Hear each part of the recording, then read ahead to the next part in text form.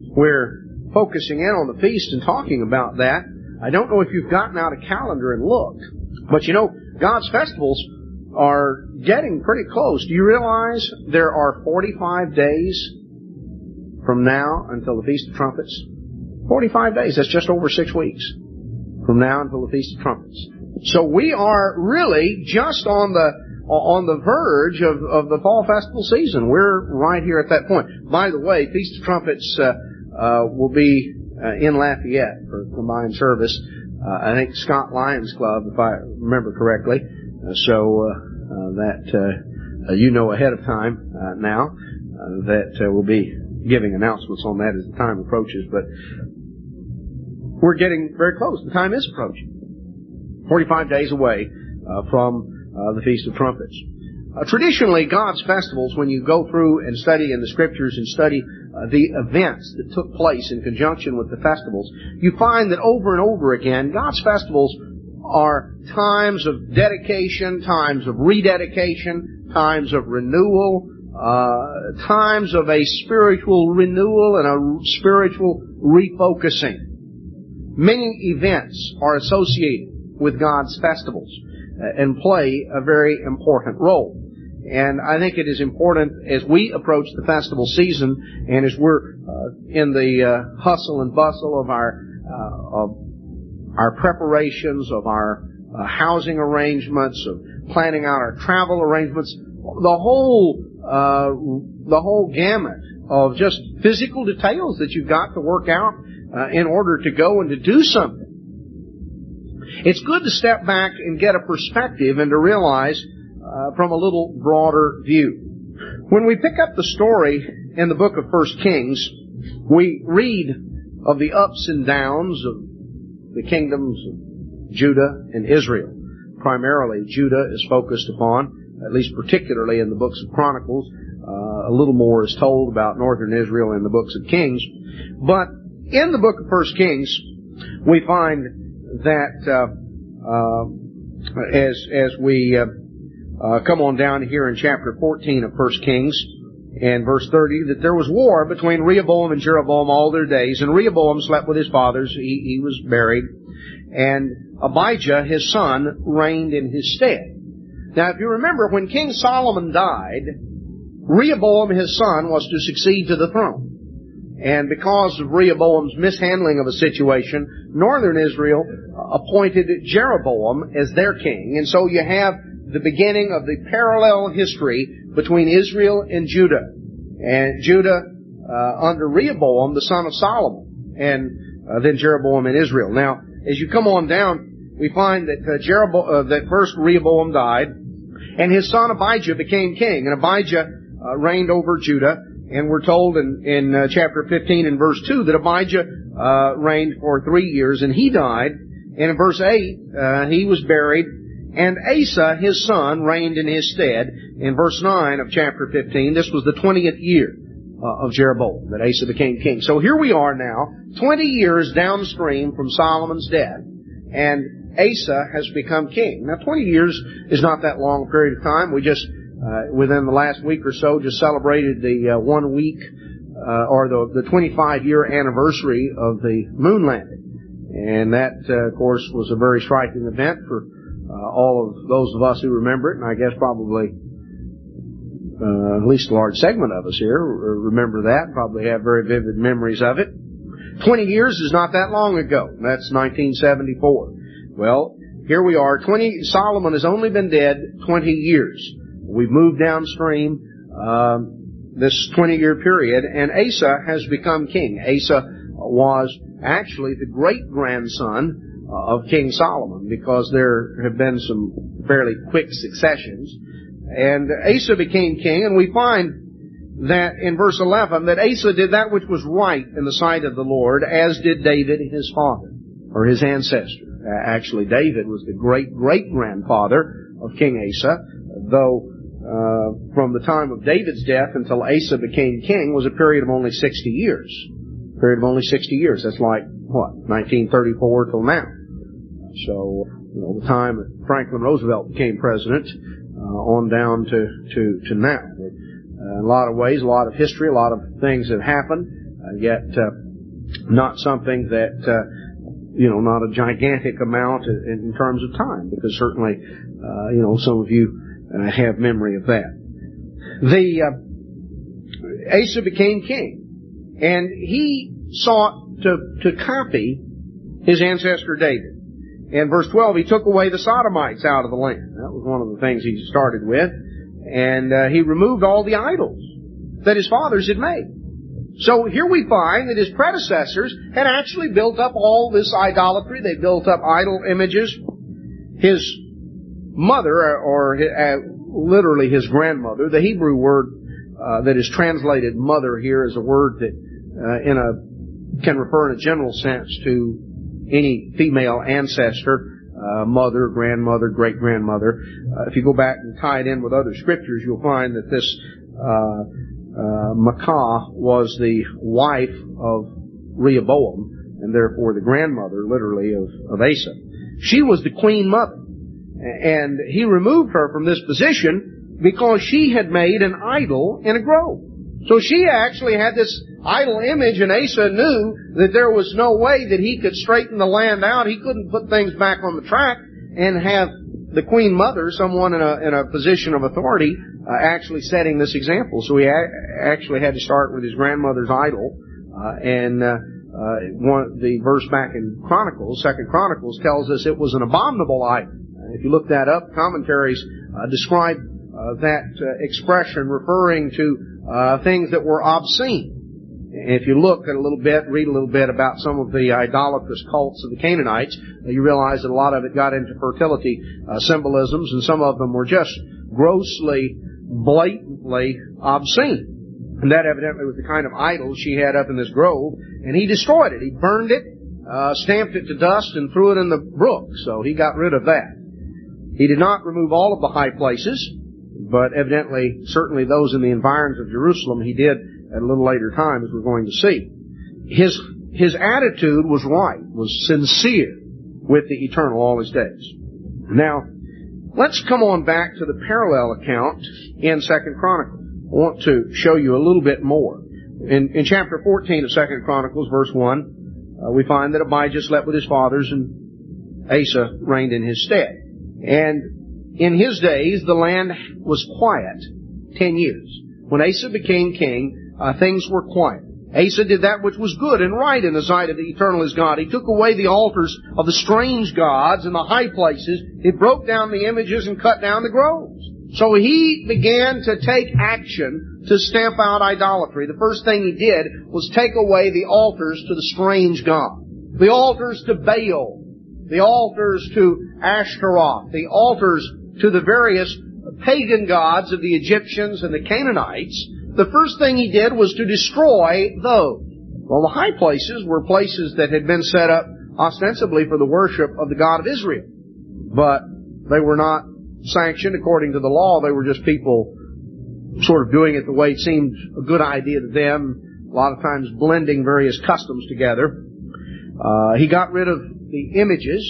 He didn't take them down and say, oh, aren't they nice? Let's just put them up on the wall for a souvenir. He understood that these things were abominable in God's sight. So he commanded Judah to seek the eternal God of their fathers and to do the law and the commandments. So the kingdom here, he took away out of all the cities of Judah the high places and the images, and the kingdom was quiet before him. He built fenced cities in Judah, for the land had rest. He had no war in those years because the Eternal had given him rest. So things went along fairly smoothly. Now, we come along in verse 9, and we find that there arose this army of Zerah the Ethiopian, who put together an army of 1,000,000 men. Now, Zerah had put together quite an empire. If you look at a map of Africa, you see that there is a spot down on the east coast of Africa where the coast of Africa and the Arabian Peninsula almost meet, coming right down at the bottom of the Red Sea. It's called the Straits of Aden, A-D-E-N, right down there where the coast of Africa and the coast of the Arabian Peninsula almost meet. Well, Zerah's army, or Zerah's empire, extended there, this eastern part of Africa, coming up through that whole section up through Ethiopia and into Egypt. You know, that was at certain times when it was hooked up with a larger area, it was quite a rich empire because that of the trading routes. You know, if you look right there on the Arabian Peninsula, all of the spices. Spices were a very precious and important commodity at that time for various reasons, one of which, of course, had to do with the preservation of food. Back in times prior to refrigeration, spices played a very important role in terms of preservation of food and things of this sort. But anyway, you had this trade there around the Arabian Peninsula, and the ships that could fly all the way from India through the Persian Gulf and down around the coast of the Arabian Peninsula, and they had to come there through the Straits of Aden to come up the Red Sea, to come up to Egypt. And so whoever controlled this area was in a position to really control the trade routes from the Near East across into the Middle East. And Zerah had put together this great empire there over in the Arabian Peninsula and the eastern part of Africa up through Egypt, put together this great empire, this great army, and now he was prepared to invade the Middle East. And if you're going to invade the Middle East coming up from Egypt, the first thing you have to go through is Judah. So Asa was in a bad spot. Here was this gigantic army on their way to conquest of the whole Middle Eastern area. And Asa and his little kingdom stood in their way. And Zerah came with this huge army. And Asa, in verse 10, went out to meet him. And he recognized that he was hopelessly outnumbered. But it wasn't hopeless in Asa's sight, because in verse 11, Asa cried unto the Eternal his God. He said, Eternal, it is nothing with you to help, whether with many or with them that have no power. Help us, O Eternal our God, for we rest in you. We rest on you, and in your name we go out against this multitude. You're our God. Let not man prevail against you. So we're told that the Eternal smote the Ethiopians before Asa, and they fled. So here God intervened. God heard his prayer. God intervened in a very dramatic way. And Zerah's schemes of world conquest were put to naught. And Asa was delivered, not because he had such a great army and not because he was such a skilled general, but because he looked to God and relied on God, and Asa had been trying to seek God. Well, now God's prophet came out, chapter 15. God's prophet Azariah came out to meet Asa in chapter 15 and verse 2, and he said, The Eternal is with you while you be with Him. And if you seek Him, He will be found of you. But if you forsake Him, He will forsake you. Now that is an important key. You know, we have heard and we have read the Scripture many times that God will not leave us nor forsake us. That is true. But it's conditional. If you forsake God, God will forsake you until you turn to Him. We can't hold God hostage and say that God has to bless us because we just think that He does. It's a matter that God's promises are conditioned, and they are conditioned upon our seeking Him and obeying Him and serving Him. So He said, God is with you if you're with Him. He'll be found of you if you seek Him. If you forsake Him, He'll forsake you. For a long season, Israel has been without the true God and without a teaching priest and without law. A long time. Now, as we come on down, we find that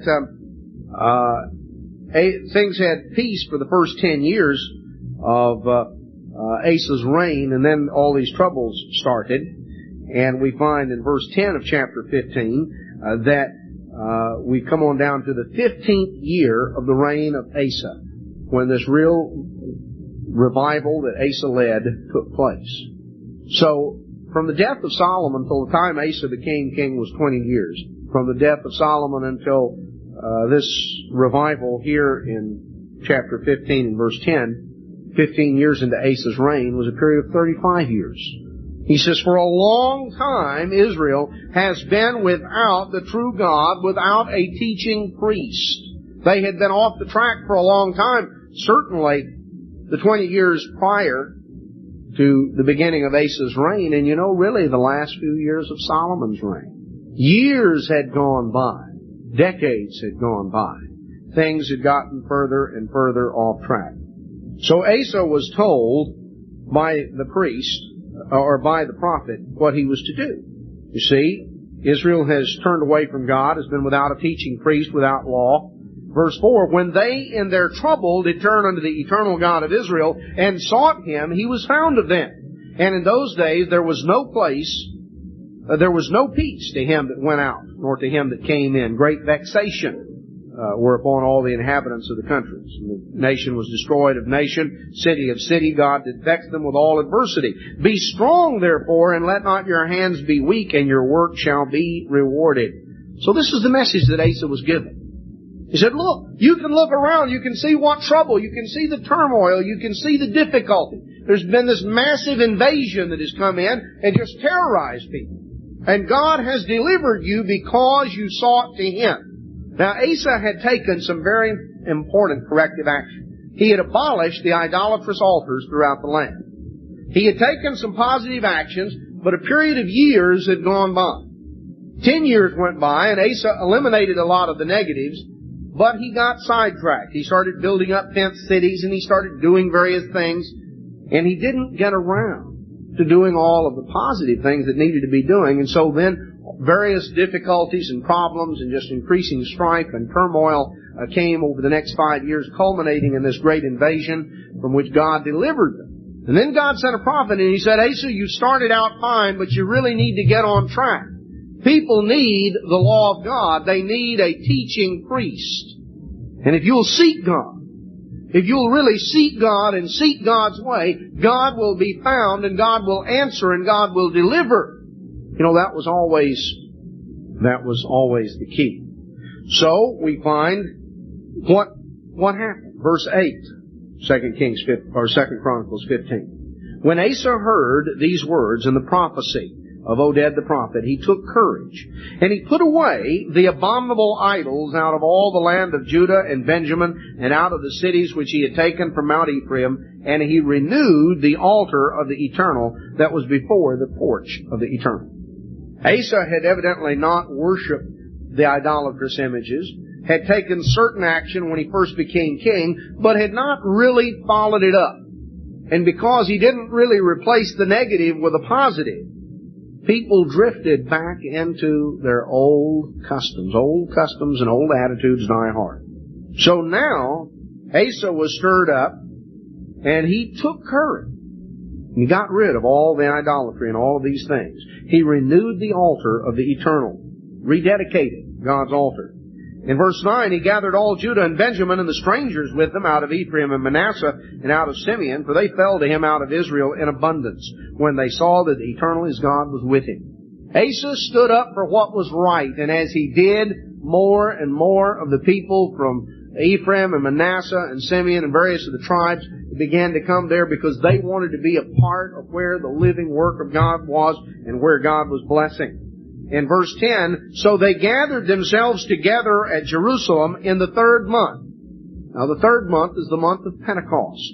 They gathered themselves in the 3rd month, in the 15th year of the reign of Asa, and they offered unto the Eternal the same time the spoil which they had brought, 700 oxen and 7,000 sheep, and they entered into a covenant to seek the Eternal God of their fathers with all their heart and with all their soul. So they rededicated themselves to God. It was a renewal of the covenant into which their forefathers had entered on the day of Pentecost so many centuries earlier. We see that this first revival, this first period of renewal, of spiritual renewal, focused in at the time of one of God's festivals, Pentecost of the 15th year of Asa, 35 years after the death of King Solomon. 35 years after the death of King Solomon, 75 years after the death of King David. A time of renewal, a time of revival and restoration, a time when the people rededicated themselves to God and to God's way, and it was in the context of a rededication to the law of God, to the law of God, because you cannot separate the service to God from a knowledge of of God's law. Let's go back a little further. We see here this period of revival, this period of restoration, this period of renewal. What set the stage for it? Asa became king 20 years after Solomon had died. Solomon, why, he was the one that built the great temple. How did things get off the track when Solomon had built this great temple? Well, you can read the story of Solomon and the temple in 1 Kings. You read of Solomon and the temple. You read in 1 Kings chapter 6 that in the 480th year after the children of Israel were come out of the land of Egypt, in the 4th year of Solomon's reign, he began to build the house of the Eternal. Now, King David had made the preparations. Solomon began the building of it during the 4th year of his reign. On down in verse 37 of 1 Kings 6, in the 4th year was the foundation of the house of the Eternal laid in the month Ziph, which is the 2nd month. And in the 11th year, in the month Bul, which is the 8th month, was the house finished throughout all the parts thereof according to the fashion of it. It was 7 years in building. Actually 7.5. Now, Solomon built this house, built this great temple, and it describes all of the things that were done, and that in chapter 7 and verse 51, so was ended all the work that King Solomon made for the house of the Lord, and Solomon brought in the things which David his father had dedicated, the silver, the gold, the vessels that he put in the treasures of the house of the Lord. And he brought it all, he assembled the elders, and verse 2 of chapter 8, all the men of Israel assembled themselves unto King Solomon at the feast in the month Ephanim, which is the 7th month. Oh, the 7th month. What feast comes in the 7th month? Well, that's the Feast of Tabernacles. That's what's upcoming. So Solomon had built the temple, and the temple had been completed in the 8th month of Solomon's 11th year. Then, through the months, the following months, all of the items were brought into the temple and everything was gotten ready. And now the dedication of the temple is several months, almost a year after the temple was finished. The temple is dedicated here at the Feast of Solomon's 12th year. Now, you know, the Bible uses numbers in a significant way, and the 12 is the number of organized beginnings. So here was what should have been the organized beginning of Solomon's reign, of Solomon's kingdom. And here at the Feast of Tabernacles of Solomon's 12th year as king is the dedication of the great house of God. The ark is brought in, and all of these things, and you have recorded Solomon's prayer. Chronicles gives a more detailed account in terms of going through some of that in 2 Chronicles, where it gives the more of the specific details when it talks about in 2 Chronicles chapter 5 and 2 Chronicles chapter 6, and we find that in 2 Chronicles 7:1, chapter 6 of 2 Chronicles is Solomon's prayer of dedication. And in chapter 7, verse 1 of 2 Chronicles, when Solomon had made an end of praying, the fire came down from heaven and consumed the burnt offering and the sacrifices, and the glory of the Eternal filled the house. Can you imagine standing out there? Hundreds of thousands of people assembled. Hundreds of thousands of people. Everyone that could crowd in around the environs of Jerusalem. And, of course, those who could pack into the temple precincts themselves into the courtyard to actually hear Solomon's address, and others were back at a distance as they could try to see and be aware of what was going on. And here they're waiting, and Solomon is there, and he addresses the crowd, and he prays this great prayer to God. And then all of a sudden, everyone, whether they could hear Solomon or not, everyone all of a sudden looks up, and here is this great flashing bolt of fire coming down out of heaven and strikes there on the altar and ignites the altar, consumes the sacrifice. And the glory of the Eternal filled the house. The glory of the Eternal filled the house. In fact, in verse 2, we're told the priest couldn't enter into the house of God because the glory of the Eternal had filled the Eternal's house. And when all the children of Israel saw how the fire came down and the glory of the Eternal upon the house, they bowed themselves with their faces to the ground upon the pavement and worshiped and praised God, saying, For He is good, for His mercy endures forever. The king and all the people offered sacrifices before the Lord. King Solomon offered a sacrifice of 22,000 oxen, 120,000 sheep. The king and all the people dedicated the house of God. And so you read on down in verse 8, Solomon kept the feast 7 days, and all Israel with him, a great congregation. And on the 8th day was a solemn assembly. So here we find about this tremendous dedication of the temple. Tremendous event. People were overwhelmed. Just imagine the awesome spectacle of God literally sending fire down from heaven and igniting the sacrifice and consuming it. People were overawed and overwhelmed. Tremendous event. Surely God was there. God accepted that. God placed His stamp of approval there. Brethren, this was the 12th year of Solomon, 20 years after Solomon's death. The temple was empty. This was the 12th year of Solomon. Solomon reigned 28 more years. 20 years after Solomon's death, the temple was empty. There were idol altars all over the place and had been for years. It doesn't take people long to get off the track. It doesn't take people long here in this context. What do you have? A tremendous, impressive miracle.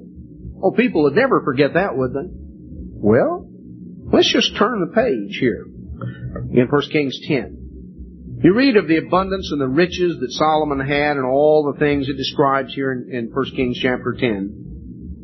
And in chapter 11, it describes the wealth and the grandeur of Solomon. In chapter 11 of 1 Kings, verse 1, but King Solomon loved many strange women, together with the daughter of Pharaoh, women of the Moabites, Ammonites, Edomites, Zidonians, and Hittites, of the nations concerning which the Eternal had said unto the children of Israel, you shall not go in to them, neither shall they come in unto you, for surely they will turn away your heart after their gods. Solomon clave to these in love. And in verse 4, it came to pass when he was old, his wives turned away his heart after other gods, and his heart was not perfect with the Eternal his God, as with the heart of David his father. And we find that Solomon allowed idol altars to be built. He built them for his wives. That in Solomon's latter years, we're told in verse 9 of chapter 11 that the Eternal was angry with Solomon. God was told him here in verse 11, this is done. You've not kept my covenant and my statutes. I'm going to take the kingdom from you. Not in your lifetime because of the promise I made to David, and not completely because of the promise I made to David. But in verse 14, the Lord stirred up an adversary to Solomon. And when Solomon died, the kingdom was split between Rehoboam and Jeroboam. Rehoboam, Solomon's son, took the southern kingdom, and Jeroboam took the northern part. 20 years later, Asa became king. And things were in a deplorable state. Things were in a deplorable state. Here Solomon's reign started out as though it were going to be a foretaste of the world to come. A foretaste. The dedication of the temple, all of the peace, all of the abundance, all of the prosperity, all of the so many things. What happened? Well, God made promises, but you can go back to the book of Deuteronomy, and this is where it ties in with the feast, because we saw that it was at the feast. It was the Feast of Pentecost, in Asa's 15th year, that a renewal of the covenant was made. The temple was dedicated. The Feast of Tabernacles of Solomon's 12th year. Years went by. Years went by. In fact, from the time of Solomon's dedication of the temple until the time that Asa rededicated it was 63 years. Take us back, that'd be like something that occurred back in 1931. Not a whole lot of people around remember a whole lot further back than that. Some of you sitting here remember events back at that time. A lot has happened. A lot has happened in the history of this country since 1931. The nation has gone through a number of things. Well, that from the time of Solomon's dedication until the time that Asa rededicated the temple. So people who had a memory of Solomon's dedication would have been well advanced in years if they were old enough to have remembered remembered that, remembered to have been there present, they would be getting on up in years, and to have seen that rededication, and they saw how things got off the track. You know, when at the end of Moses' life, we'll notice here in Deuteronomy 31,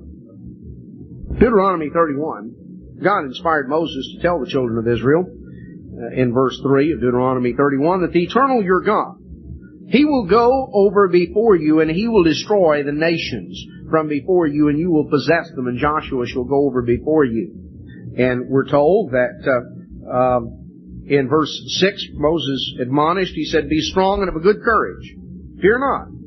Don't be afraid of them, for the Eternal your God, He it is that does go with you, and He will not fail you nor forsake you. See, again, that's the key. God won't fail us. God won't let us down. God won't forsake us. God is not the problem. So Moses told Joshua and said to him in the sight of all Israel, be strong and of a good courage. You must go with His people unto the land which the Lord has sworn unto their fathers to give them, and you shall cause them to inherit. So the Lord, He it is that will go before you. He will be with you. He will not fail you, neither forsake you. Fear not, neither be dismayed. And now notice in verse 9, and Moses wrote this law, and he delivered it unto the priests, the sons of Levi, which bore the ark of the covenant of the Eternal, unto all the elders of Israel. So Moses now wrote the book of the law. He gave them the copy of the scriptures that existed at that time, the first 5 books of the Bible. He told them, God won't fail you. God won't let you down. Go forward. But notice now, let's just hold your place and turn over a couple of pages.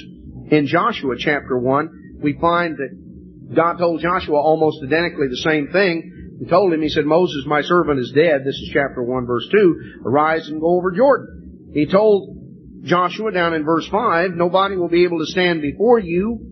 I will be with you. I will not fail you nor forsake you. Be strong and of a good courage. Verse 7, be strong and very courageous, that you may observe to do according to all the law which Moses my servant commanded you. Turn not from the right hand or to the left, that you may prosper wheresoever you go. This book of the law shall not depart out of your mouth, but you shall meditate therein day and night, that you may observe to do according to all that is written therein. For then shall you make your way prosperous, and then shall you have good success. You see, when God says He will not fail us or forsake us, it is contingent on the fact that we will continue in the way of God. We will continue to follow God's way. We will be faithful and loyal to Him based upon God's law. Now that's what Solomon lost sight of. That's what the people lost sight of, with all of the glory and all of the grandeur and all of the might and all of the things that Solomon did. The people lost sight of what it was that gave them their connection to God. It wasn't a beautiful building. It was walking in the ways of God. They lost sight of God's ways. They forsook God. And God allowed them to suffer before their enemies. Now let's just turn back here to Deuteronomy 31. What does all this have to do with the feast? Well, notice in Deuteronomy 31:9, Moses wrote the law and delivered it to the priests, which bore the ark of the covenant. And verse 10, Moses commanded them, saying, at the end of every 7 years, in the solemnity of the year of release, in the Feast of Tabernacles, when all Israel is come to appear before the Eternal your God in the place which He shall choose, you shall read this law before all Israel in their hearing. Gather the people together, men and women and children, the stranger that's within your gates, that they may hear, that they may learn, and fear the Eternal your God, and observe to do all the words of this law. And that their children, which have not known anything, may hear and learn and fear the Eternal your God as long as you live in this land. So notice the sequence. Notice what was in mind. The law was reread to the people. From the beginning of Genesis to the end of Deuteronomy, it was reread every 7 years. You know, everybody didn't have available their own copy of the Bible. There was the official temple scroll, And the priests, the Levites, were instructed in it, and there were to be teaching priests throughout the land, the various Levitical cities, so that the people could be taught and instructed. You see, the tendency of human nature is to forget. If people aren't continually reminded over and over and over, the tendency of human nature is to forget. You know, we have to have it explained. We have to understand. Sometimes people do things because they simply don't know better. Some people need to be educated. They just need to be informed and taught.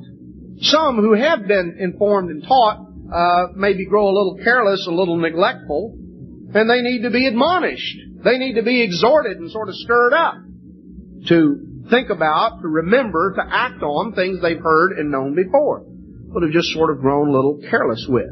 That's a tendency of human nature. So some people need to be taught and educated to begin with. Others need to be exhorted and admonished. And of course there are others who need to be rebuked and warned, because it's not just a little bit of laxity or carelessness on their part. It's a matter that they have simply gotten off track and are doing things directly contrary. And there's some who need to be warned and rebuked. And God provides for all of it there in the Scriptures. But the starting point is to instruct. You know, you don't start out by rebuking and warning someone who's never heard and doesn't understand. The problem is, of course, most people haven't acted on what they did understand, so the things that they, if they haven't acted on what they did understand, it casts doubt on the fact that they would do a whole lot better if they understood a little more. But the key is the law of God. You see, the key to God continuing to bless the nation, and when Joshua led them in, the key to God's blessing, the key to their success was obedience to God. And God directed that at the Feast of Tabernacles there was to be a refocus on the law. And that every 7 years the entirety of the law would be gone through, so that people would be refreshed and they would hear things and be exhorted and instructed all along. But every 7 years they would go back through the whole thing from start to finish. Now, this is an important aspect, and it points up an important aspect of the feast. Because God intended the festival. He intended His festivals not merely to be times of vacation, not merely times where people go exotic places and eat great meals. God intended His festivals to be times of spiritual renewal, times of spiritual rededication. You can go through the story here in over and over. I mean, you find here in 2 Chronicles 15, you read about Asa. We could go on a little further in 2 Chronicles chapter 30, and you read about the great reform of Hezekiah, King Hezekiah, which was a period of time, a period of time later that occurred. That as time comes on down, quite a number of decades later, and the great revival that occurred under Hezekiah, and you read in 2 Chronicles 30, verse 26. There was great joy in Jerusalem, for since the time of Solomon, the son of David, king of Israel, there was not the like in Jerusalem. This is speaking of the great Passover of the time of Hezekiah. So there was a time of great renewal. And the Passover of Hezekiah, we're told, dwarfed any Passover celebration that had been held since the time of Solomon. The time of Solomon had been almost 2 centuries previous to the time of Hezekiah. Well, you come on over a few pages here in 2 Chronicles, and we find in 2 Chronicles chapter 35, we read about Josiah. This comes on down about another 75 years later, or 60 to 75 years later, and we find that again, there was no Passover like to that kept in Israel from the days of Samuel the prophet. So here was a time of renewal and rededication at the time of Josiah that dwarfed anything that had occurred since the days of Samuel the prophet. Now that really stretched back. But you can go on over to Ezra, the book of Ezra, and you can read about the Feast of Tabernacles that was celebrated there at a time of rededication there in Ezra and Nehemiah. Read of a Feast of Tabernacles there and how they did everything just exactly as the law said, and you find that they hadn't done so since the days of Joshua. Now does that give you the idea that most of the time when Israel observed the feast, they just went through the motions? They didn't have, just a real spiritual feast. Most of the time, what they had was just simply a matter of going through the motions. We're told, just if you want the reference in your notes, Nehemiah 8 verse 17, we're told that the congregation of them that were come out of the captivity made booths and sat under booths for since the days of Joshua the son of Nun until that day had not the children of Israel done so, and there was very great gladness. They hadn't done it exactly the way it was supposed to be done for centuries. For centuries. But when you do what God says, there's gladness. Oh, they'd kept the feast. They'd kept the feast, but, they hadn't, it hadn't been with the same spirit, the same attitude, the same exactness. You see, the feast was supposed to be a time of renewal, but the feast generally was just a time of going through the motions. That was a time of making a trip and eating high on the ox or high on the sheep. They didn't eat high on the hog. But some of us used to, but we don't anymore either. It was a time of enjoyment. It was a festive time, a happy time, an exciting time. But in terms of what God really intended the festival to be, they just went through the motions. They showed up, and they were there, and they had a good time with their friends, and they went home. But the festival was only, on rare occasion, times of real spiritual renewal for the people. Yet when you look through the Old Testament, you find that when there was spiritual renewal, it always centered around one of God's festivals. Inevitably, the times of spiritual renewal have always centered around God's festivals, but God's festivals haven't always been times of spiritual renewal for some of God's people. So many times, people have simply gone through the motions because they lost sight of what the festivals were all about. Why we do what we do. We see that it is the observance of the Feast of Tabernacles is very much tied in with God's law and with a refocus on God's law and the instructions of God's law. You can't separate God's law from God's way of life and from the blessings and the benefits of it and from the festivals. Because the Feast of Tabernacles looks forward to the time when the knowledge of God will cover the earth like the waters cover the sea. It looks to a time when the knowledge of God's ways, the knowledge of God's laws will flow out from Jerusalem and will permeate every aspect and every facet of human society and culture. A time when they won't hurt or destroy in all God's holy mountain. Have you seen some of the pictures on television of the little children and the various people there in Rwanda? This is the most recent spot. People dying. Horrible things.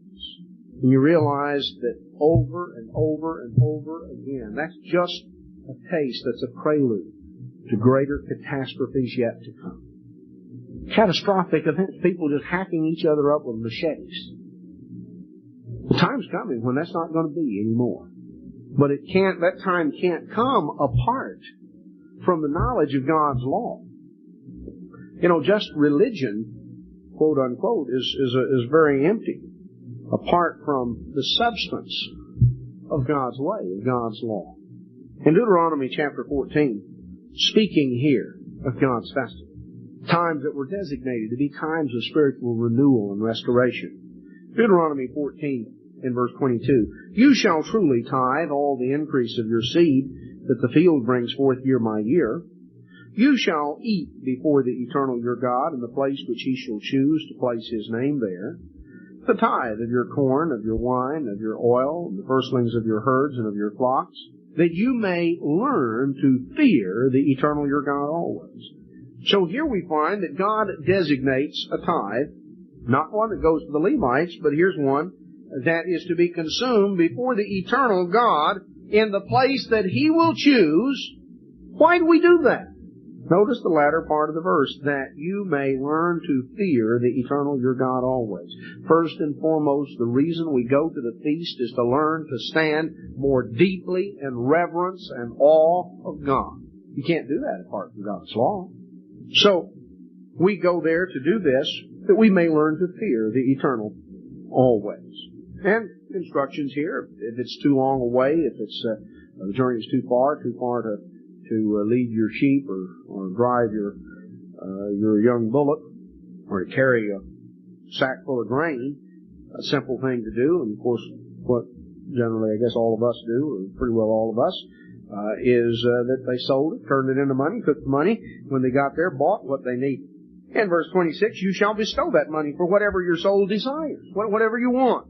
Speaking in the context of observing the feast, oxen, sheep, wine, strong drink, whatever you desire, you shall eat there before the eternal your God, and you shall rejoice, you and your household. Now notice two or three things. It is a time of festivity, a time of rejoicing. But notice what it says in verse 26, you shall eat there before the eternal your God. You know, if that concept was clearly in mind, it would have solved a multitude of problems that have happened sometimes. We ought to be conscious of God's presence all the time and every time, but we certainly ought to be conscious even more of God's presence at the feast. We're there to eat before the eternal our God. I'll tell you, I have in times past at feast been at events that I think if people had looked up and seen Jesus Christ sitting down at the end of the table, it would have changed the tenor of conversation considerably. That all of a sudden people would have gotten uncomfortable with maybe how much they were drinking, or with some of the jokes they were telling, or some of the things that were going on, because they lost sight of the fact that they were there to eat before the eternal our God. We're there to observe a festival in the presence of God. First and foremost, it needs to be in our conscious mind that we're assembling before God. We're in the presence of God. We're there to rejoice in the presence of God. That's a time for rejoicing and for festivity. God doesn't go around, with just a frown on His face all the time, and boy, He never laughs at anything. Just, has this sour expression. Looks like He's been sucking on lemons all day. Sometimes I think that's the way people picture God. God has a sense of humor. If you don't think so, go to the zoo sometime. God designed that. In fact, you don't have to go to the zoo. You just stand on the street corner and watch people go by. Realize God has a sense of humor. God's not against having a good time. God's not against laughing. But He wants it about the right thing. He doesn't want, people dragging through the mire and through the mud, everything that God has made right and pure. But God says, rejoice before me. Make physical preparations, save up, come before me, and rejoice. But remember, number one, you're there to learn to fear me. You're there to learn to stand more deeply in reverence and awe of me. You're there to eat before me. You're there to share a meal in my presence. You're there before me. And before me, end of verse 26, you shall rejoice, you and your household. So it's a time to rejoice, you and your household. It's a time for sharing. It's a time for giving. It's a time for rejoicing in the presence of God, and it is predicated upon adherence to the terms of the covenant, God's law. The basis of the festivals being times of spiritual renewal is a refocusing on the law of God. If we go back here in Deuteronomy chapter 31 again, Deuteronomy 31, we find that Israel is assembled. In verse 11, the law is read. In verse 12, everybody is gathered together, the men, the women, the children, everybody there. Why? That they may hear. First you've got to take in the information. Now in their case, they generally had to hear it because most of them did not have access to the written word. They certainly didn't have access to the printed word. And if the only books you had were hand-copied, there wouldn't be very many books. I think we all understand that. Now, you can hear God speak, whether you're hearing a sermon or whether you are reading God's Word and God is speaking to you through the pages of this book, the Bible. See, first we have to be instructed in the truth. And we have to have a heart and a mind that desires to be instructed.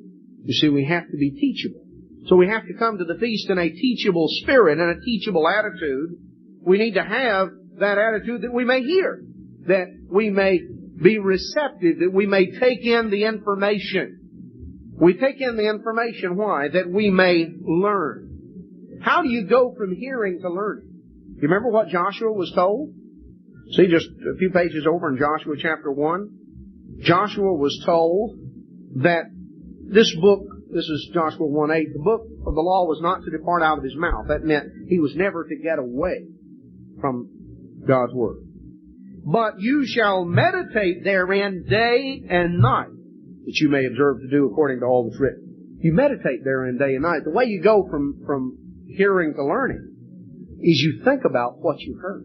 The way you go from reading God's Word to learning God's Word is you have to think about it. You have to meditate on it. That means you turn it over in your mind. You think about how that applies to you, how it applies to circumstances, how it applies to day-to-day things that you are going through and living. You see, God's Word has to move from being theoretical, from just simply being something that is written down or words that are spoken. It's got to move from being theoretical to being something practical and utilized in our lives. So you have to meditate on it. You have to think about it. That's all meditate means. You have to think about it. If it just goes in one ear and out the other, technically you may have heard it in the sense that you heard the sound. But if you don't think about it, then you can't learn it. That's one of the reasons that a lot of times it's helpful. Different people have different styles of notes. It's not that you've got to, everybody's got to do it exactly the same way, whatever works for you. But to take note of important things, and to think about it, to talk to others about it, to discuss it. The feast is certainly a time for some of that.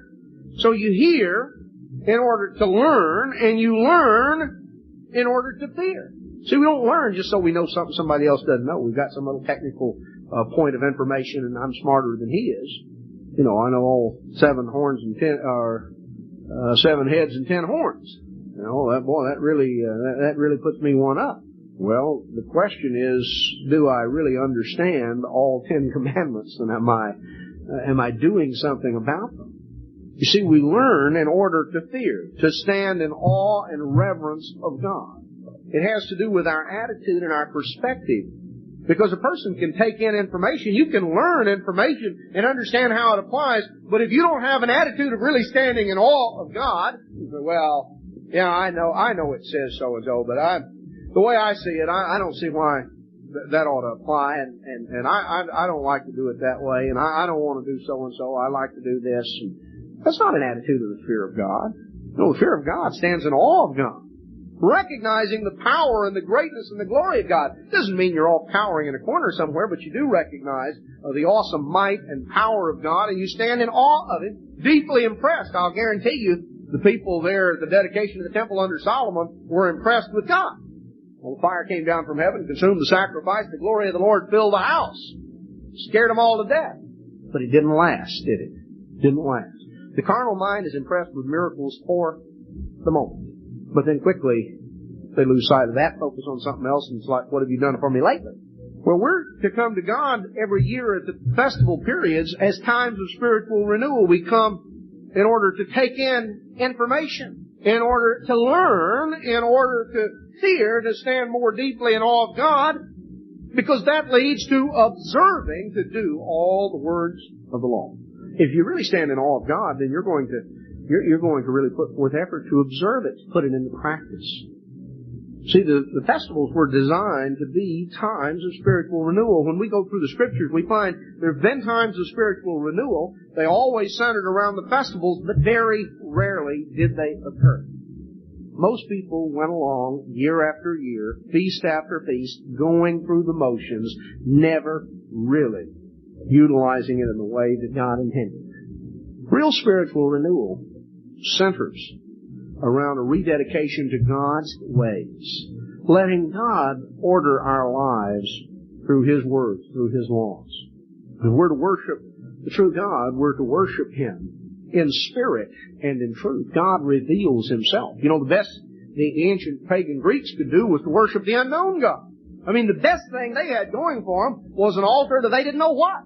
That wasn't much. You remember the story back in Acts 17. Paul says, Him whom you ignorantly worship, I declare unto you.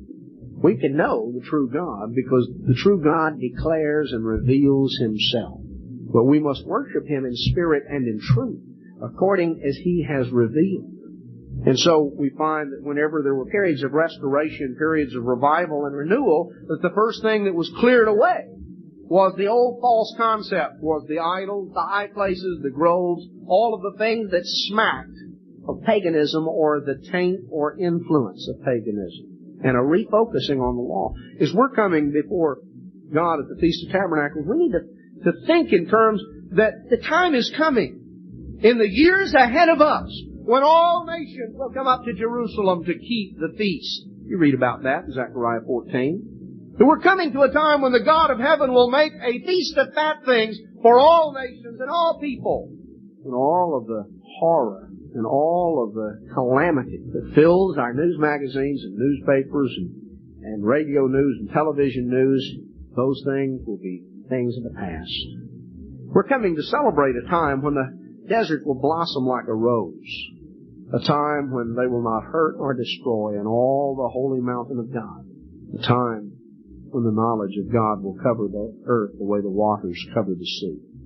But brethren, we've been called to have an opportunity to understand those ways right now, to have an opportunity of being a part, of ultimately sharing it with the whole world, the time to come. As we approach the festival, sure we need to make physical preparation. We're physical creatures. Everything we do involves physical effort. Even our spiritual efforts involve physical efforts. You get out and pray, that takes a certain amount of physical effort, just you get out on your knees. Maybe they crack and creak a little bit. And, you stay in one position for a while, the body gets tired. The spirit may be willing, but the flesh is weak.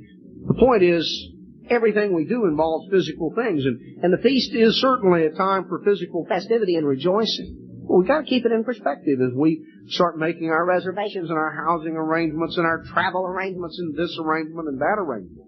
We need to be thinking that we are coming on a very close countdown to the festival.